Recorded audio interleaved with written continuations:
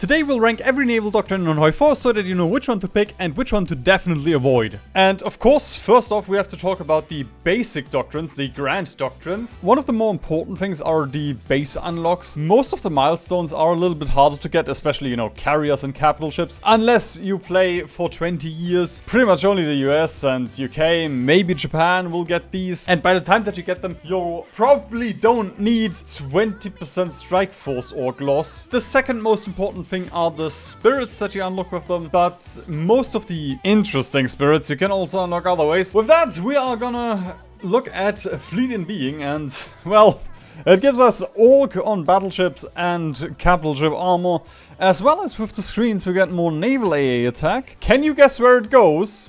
Yeah, of course it goes into S tier. This thing should be your focus for most of the navy builds, and you know, if you're running a balanced navy, just having better capital ships is just really good. And with that you also unlock the naval refit yards, which are one of the better traits here. Trade interdiction, it just doesn't really do anything for you. Like, you get the sortie efficiency, but at that point base strike offers you more. You get convoy raiding efficiency, you get better submarines, but submarines are just there to raid, detect a little bit, you know, stuff like that. They're not fighting fleets.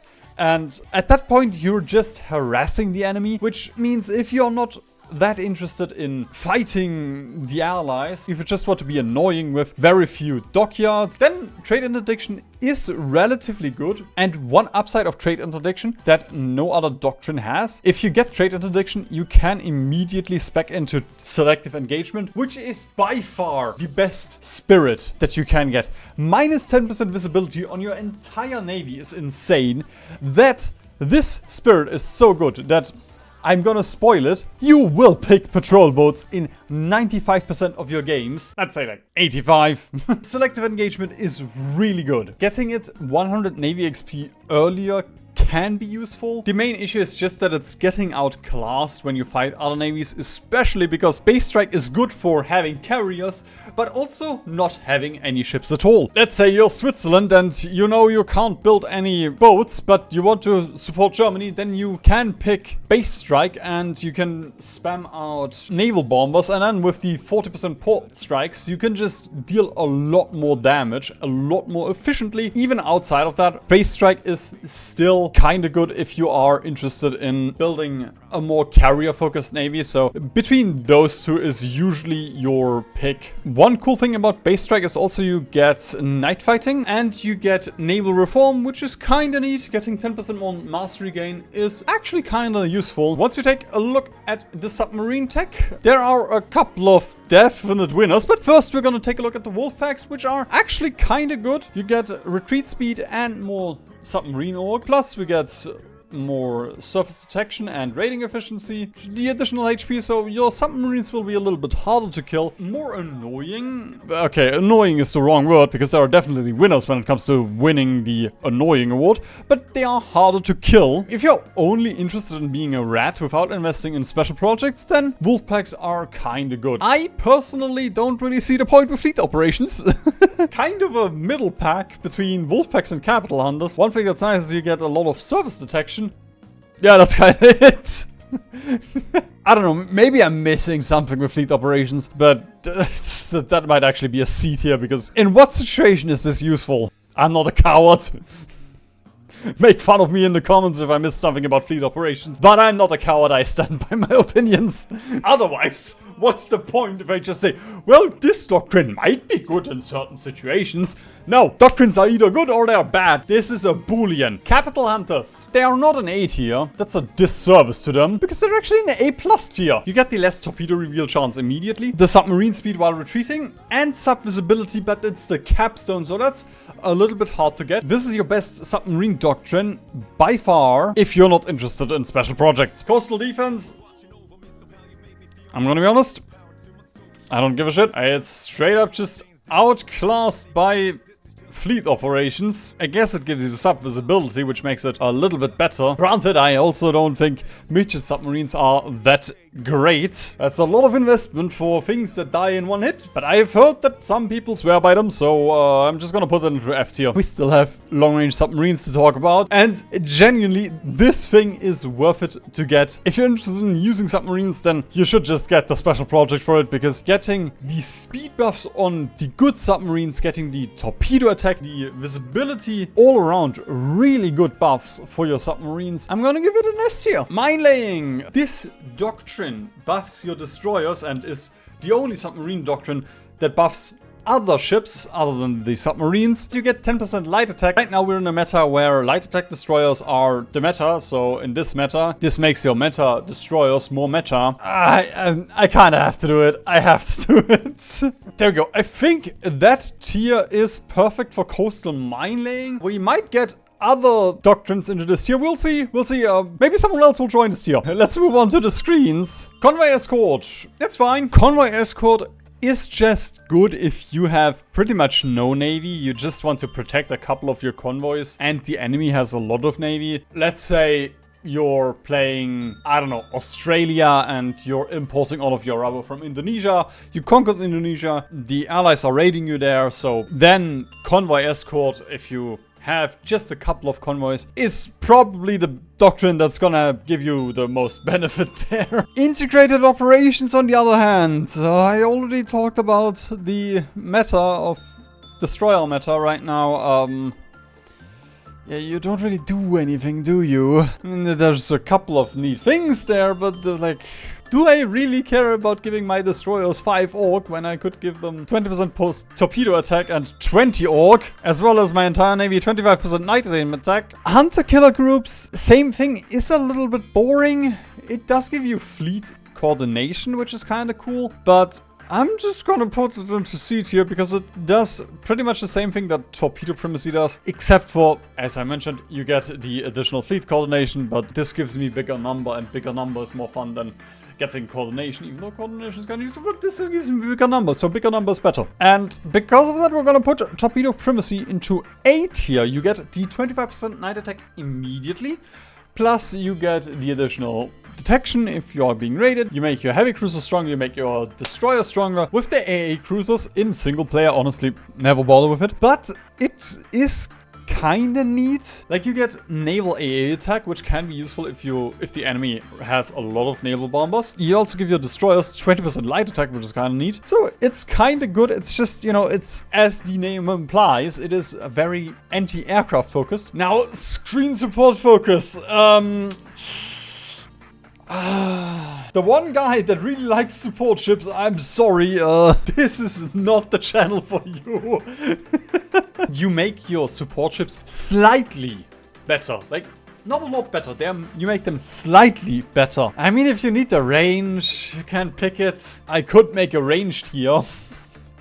I'm not going to. New School is a perfect B tier because it does make your convoy rating better. It is one of the better doctrines if you are not interested in building a navy and instead you have a rating. So actually, I was so close to making a raid, because realistically, what does this do? You get convoy speed while retreating, you get convoy rating efficiency, the light cruisers don't matter, you give your destroyers speed, which is good, you give them more organization, you make your battle cruisers stronger. For the most part, like, you instantly get the 30% convoy rating efficiency. Similarly with trade interdiction and wolf packs, if you are just raiding, then these 3 doctrines are really good. Potentially, you might want to look into patrol boats. If you're only interested in raiding, honestly, just pick New School. But patrol boats, I am just gonna move up here, just because it gives you everything you would ever want. Like the option to subscribe to the channel. This doctrine is really cool because it is a doctrine that A, buffs your entire navy, it buffs your destroyers a little bit,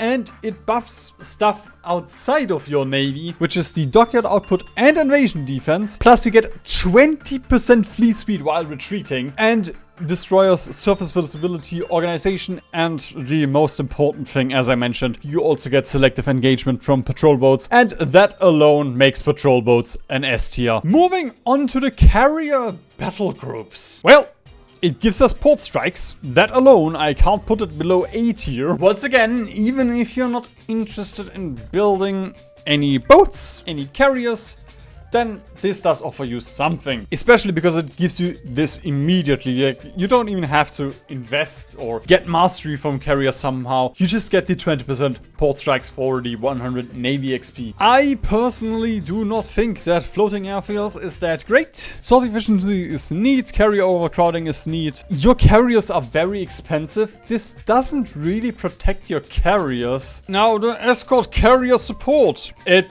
does give you 50% convoy speed while retreating, which is insane, plus the additional 25% convoy speed, and, you know, makes escort carriers stronger. But it's just, once again, so much investment. You have to research carriers, then you have to research escort carriers, then you have to start producing them. It just makes them better at escorting. All of the stuff that you invest in that, you can also just invest in destroyers. And, well, generalized support gives you the benefit that you either get escort carriers or support ships, and it gives your entire navy the chance to receive critical hits. You get more numbers of ships in first contact. It makes repair and support ships much more efficient compared to the screening one. It's not a great doctrine, but it does offer you stuff that's useful even without building carriers, as opposed to floating airfields. Could even consider it for a navy that's not using any carriers. Oh well, if there wasn't another doctrine in this list. The massed carrier fleet. Most of the carrier buffs are kind of useless, like they don't need more range, the supply use, who cares, reliability, fuel usage does not matter. AA, your carriers have like what, 10 AA? I don't know, but you know, like you only add the one AA battery and then fields, so your carrier doesn't have a lot of AA, so you don't modify that much. But you get 30% more carrier traffic, night traffic, sorting efficiency, so it makes your carriers so much more efficient. So much more efficient. If you're interested in running carriers, then you should run mass carrier fleets. Or potentially the light task forces. Surface visibility, speed, and organization on your carriers. The retreat speed after initial stage. Once again, we are in a destroyer light attack meta. Light attack, surface visibility, light piercing, 20% speed, 20 orc on destroyers. I'm being serious when I say, if you could give me all of these doctrines except for carrier battle groups and mass carrier fleet at the same time, I would still consider picking light task forces, especially because this is a special subdoctrine that gains mastery from destroyers and carriers. So even if you are not running carriers, this is one of the only doctrines that you can complete and get the 10% capital ship attack even if you do not run a single carrier. That alone already puts it into S tier. And then it's just all around good as well. I'm gonna be honest, I am not gonna bother with checking it. I am just gonna do the thing that HoI4 players like to do, and I'm gonna claim that it's still bugged and just put it there. I haven't checked in the last like 3 months. I'm pretty sure back in like April, people still complained that line of battle doesn't work. The attack when in combat alongside the pride of the fleet does not apply to your navy. So you get navy fuel consumption when you unlock this thing. And the other modifiers are neat. The fast battleships, they're kind of good. You make your slowest ships faster a little bit. You give them more orc, you give them a little bit more oomph. You give your entire navy more crits. So it's just a relatively good doctrine all around. It's not spectacular. It's not particularly useful, but it is neat. The armored raiders is... Hey, wait a minute, I have a tier for that one. It does come in useful. Because, like, you don't make your expensive ships more useful, but you get raiding efficiency on them. You shouldn't really raid with your battleships and battle cruisers, but it does make them better at it. Like, you don't really get anything offensively apart from the orc. The coastal defense fleet is the best doctrine if you do not have a navy and you're just refitting navy. But I mean, at that point, just quit the fucking game, brother. Go outside and eat some grass, come on. Like, we don't gotta do this. On a serious note, you usually just unlock the coastal defense fleet, get the ship refitting, and then once you've refitted your ship, you switch over to a different doctrine. So technically it's not a C tier, it's a B tier, or, well, I guess a refit tier, but I'm not gonna make that joke now. And then the naval gunfire support. Can you guess where this goes? I'm gonna make it easier for you, in case you're a little bit overwhelmed by all of the numbers. Can you guess where this goes? Nah, fuck, I can't zoom anymore. Wait a minute, I can. Can you guess where this goes? Can you? There's a lot of green numbers here that I don't particularly care about. I mean, the naval invasion planning is neat. The fleet coordination is pretty good, but you get 10% visibility on your capital ships, and you give them more AA. I don't need to say more. I do not need to say more. AABBs are honestly the only ones that can rival naval gunfire for, well, fighting AA, or A. So we're gonna put it up here into high A tier because you get a ton more AA. If you are being bombed a lot, then of course you pick the AA Doctrine. You really need to watch this video that's 15 long in order to find this out. You should probably go to therapy, or a doctor if that's the case. What do you think? Do you disagree with me? And if you disagree, you should watch this video. I ranked every air doctrine.